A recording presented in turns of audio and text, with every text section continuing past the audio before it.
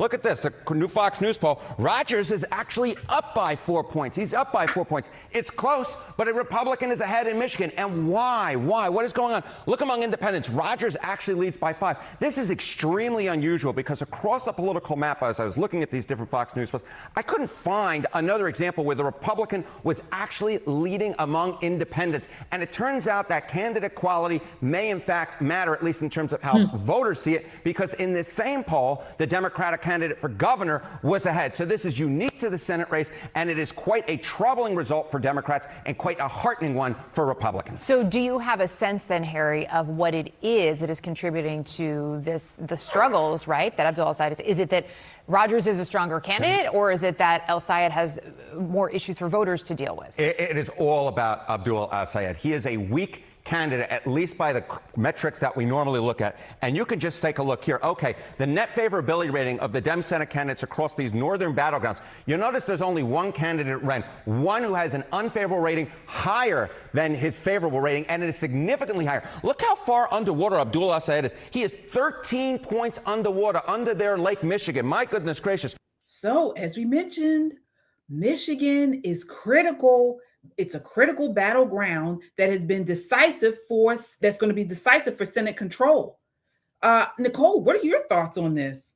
I'm not a big believer in polls because, you can manipulate data any old which way you want to. However, I do think his recent uptick in very weird public appearances is definitely hurting him. I don't know who's running his campaign, but every single time he appears standing next to Hassan Piker, every single time they're playing these old video clips and bringing up his old quotes about how much he hates America and this and this. It is just eroding away at that base, not eroding away at people who already didn't like him. The politicos didn't like him. It's starting to trickle down to everyday people now. It's become so saturating, so completely saturated that regular people who the only political thing they do is maybe watch 5 or 10 minutes of the news are now aware of what they're calling poor candidate quality when it comes to al-Sayed. It's going to be an uphill battle. The best thing that he could do is maybe be by himself, maybe not, show up with people who say America deserved 9/11. Because I saw that in one day, an ad that said that, a meme that said that, had to be at least 40 times. And that's how saturated that story has become. He is going to drown because of the people he associates with. And there's nothing that he can do unless he changes that tune really quickly. However, those are the same people who are bankrolling his campaign. So I don't know how successfully he can disconnect. Yeah. Shelley, what are your thoughts on this? I think Michigan's, I'll call it the blue collar workers, if you will, and generally the higher income blue collars, because Michigan is a part of that Midwest, that kind of little bit of Rust Belt, the auto industry is there. I think real Americans just don't buy him. They're just not taken and smitten with, this Islamist, I'm calling him that, this Islamist, certainly this Islamic takeover, if you will. I mean, hell, Dearborn is pretty much gone. I think real Americans are just sick and tired of it. So they are not willing to bet their state on the Muslim. I know that might sound Islamophobic or whatever, xenophobic. I don't care if it does sound that way. I don't think that's what Michiganders want and are willing to do. They see what's going on in New York City. They see what's going on in Dearborn in their own state. And so they're a little eerie about it. So at this election day, it's still not too, the margins are not that wide yet, but okay, Rogers is in the lead. But again, if al-Sayed, whatever his name is, al-Sayed, he keeps playing, trying to play it a little soft on the fence, but again, aligning with the likes of Hassan Piker and other progressives, Islamists, if you will. I think Michiganders are going to be, they're going to be a little bit more wise by the end of this election. Yeah, folks, sound off in the chat and let us know what you think about this race. Again, this is a closely watched race. Still a lot of time before the midterms actually come out, but it looks good so far for the right. So for Republicans, if they're able to flip this seat, which I don't think has flipped since, was it early 2000s? Yeah. Do you know? Yeah. Yeah, it's been a while, but Mhm. I'm going to Well, tell Michigan went for Trump, though. Anyway, Michigan went for Trump, period, for the presidential, but the Senate seat was right. Yeah, so the Senate Democrat. seat is what I'm speaking of. Right. So I think it's going to be interesting. You know, this is going to be a very, very interesting October. We can look forward to October surprises, and I would not be at all shocked if the October surprise that comes out for Mr. Al-Sayed is something that devastates his campaign. Ooh, wow. You heard it here first, folks. You heard it here first. So we're going to continue to pay close attention to this race.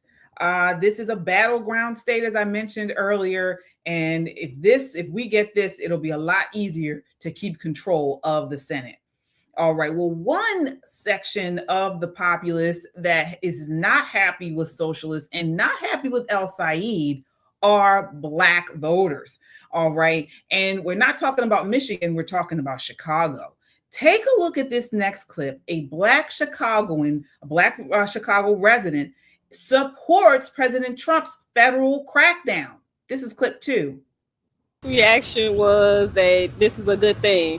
I think that the governor as well as the mayor should be on board with it just so we can get a bit more of security in Chicago the way that we need. The crime has dropped since 2024. Do you feel like the city feels safer? No, not at all. Hey, bring on more of them. I mean, bring on more of them. Black Americans, Black people, if you will, particularly if you're in high crime areas, many of them, if not all of them, they actually want to live too. They want to live and breathe, life, liberty, and the pursuit of happiness. They may not say that. Even if they vote Democrat, they ultimately want to live and have life and pursue happiness for themselves and their families. So that's just common sense. This reporter seems to be surprised again. You can have a stat that says crime is down or the economy is good, but then what you need to do is get at the real life, real people in everyday life, how it really is affecting them or not, to what degree. Those are the questions that need to be asked. And so this lady asked her and she said, no, bring on more troops. Absolutely. I mean, it sounded like she was supporting Trump's crackdown, Nicole. What are your thoughts here? Well, she doesn't want to die. I mean, let's just keep it a buck.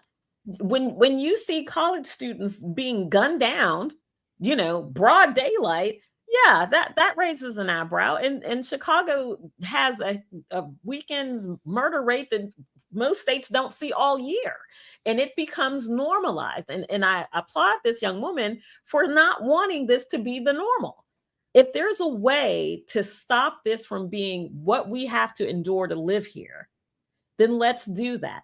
I didn't see that more so as a political thing. I see that as Shelley is saying, a life, liberty, and pursuit of happiness thing. I don't want to die because I've chosen to live in the city. I don't want to die because we've normalized, gun violence and shootings and all of these things.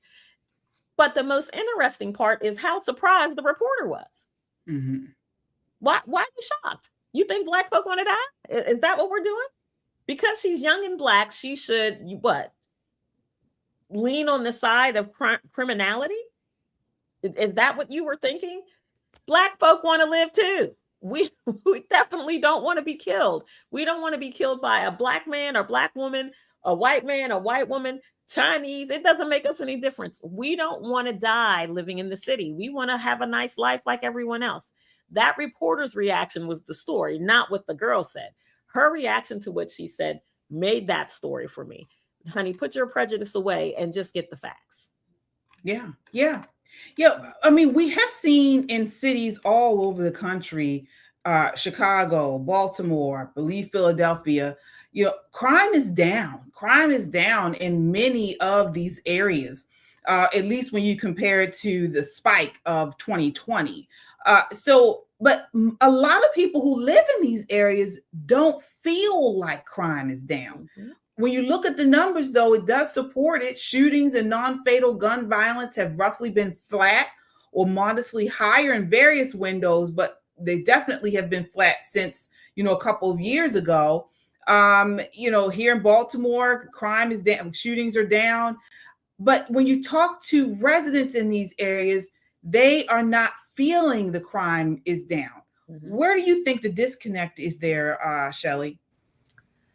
I think there's generally a lag when you or say your family, communities, your city, your state has been devastated by years and years of high crime, particularly murders and non-fatal shootings. For those particular categories.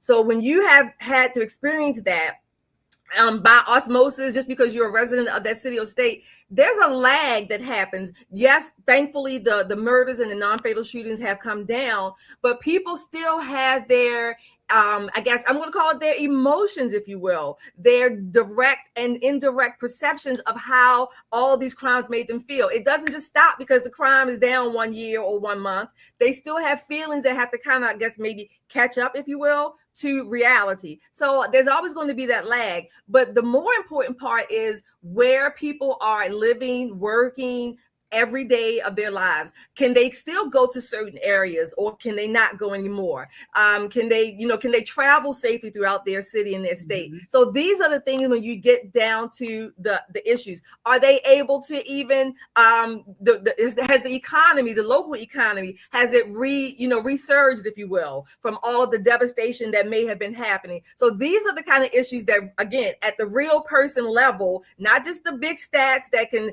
kind of cloud or maybe hide some actual real life, real people in real time perspectives.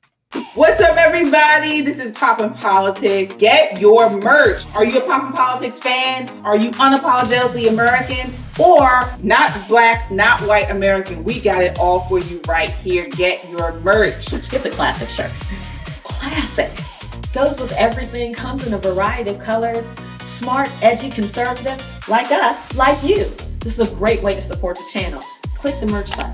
There is no shame in being an American. Get your shirt today and be unapologetic about it. Get your shirt, wear it, and be a proud American. You can get it all in t-shirts and hoodies. You can get it in stickers, on bags. You can get it all on our website, metroconservativemedia.com, or our YouTube page, Pop and Politics, and tag over to store. You can get your merch and show you're proud to be an American and support Pop and Politics.